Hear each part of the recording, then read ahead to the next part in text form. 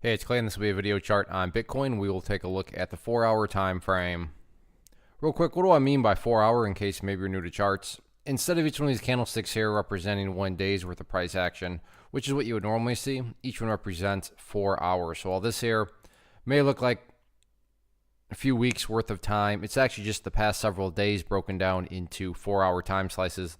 I like to this time frame. I think that's a good job of telling the quote-unquote story of the price, and then makes mapping out levels of support and resistance a bit easier to see.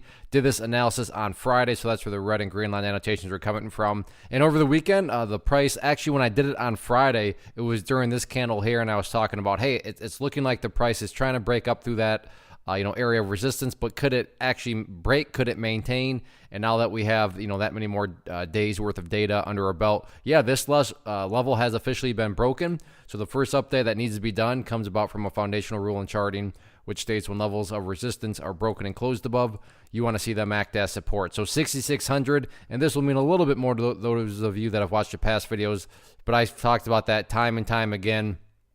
As an area. So good to see that the price has actually not only been able to bring out, get up above it, but now be able to stay up above it. So that is definitely priority number one, really for the next several days, I would argue, is that let's see if the price can now stay up above 6,600. And that's what's going to really keep the chart as relevant to you for as long as possible as far as this video is concerned. So if you're watching this video, let's just say 15 hours from now, first question and key question to ask yourself is, okay, well, where's the price currently stand relative to 6,600, and as long as the price is up above it, then hey, the overall move is still in play in terms of the breakout.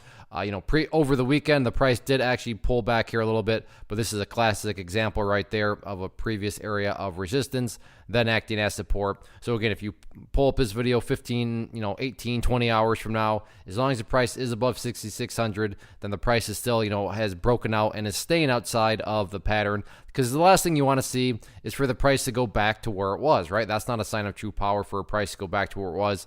And that's what 6,600 is represented, because if the price were to break below there, or worse yet, separate to the downside, well, at that point, you would literally have the price right back inside of this channel where it already was. And again, not to insult your intelligence, but price movements that go back to where they are, that's just not any sort of sign of follow through. But that's not the case here. The price has gotten up above it, and it's been doing a good job of staying up above it. Next key level of resistance is going to be the famous 200 period simple moving average, which is just peeking its head onto the screen right there, that pink line right there. So keep an eye on that. But overall, in my opinion, top priority right now is not necessarily breaking more resistance levels. It's all about continuing to consolidate and build this higher base up above 6,600. So let's see if the bulls can continue to do that or not. I plan on being back 24 hours from now, so let's see how the next several hours all unfold.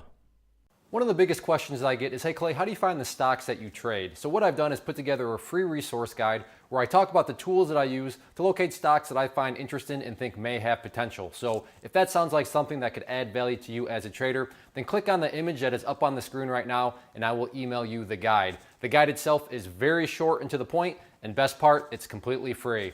Thanks for watching the video. Let me know if you have any questions.